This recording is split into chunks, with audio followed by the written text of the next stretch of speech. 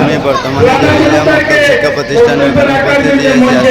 15 August স্বাধীনতা দিবস উপলক্ষে এখানে বিরাট বড় একটি প্রোগ্রাম হয়েছে, র্যালি হয়েছে। আমি এখানে উপস্থিত হয়েছি বর্তমানে জলিলিয়া মক্তব শিক্ষা প্রতিষ্ঠানে। আপনারা যথাবদ্ধ আপনারা আমার লগে রইবা, সব ভিডিও আপনাদের দেখাবেন কীভাবে এই প্রতিষ্ঠানের আয়োজন করা হয়েছে।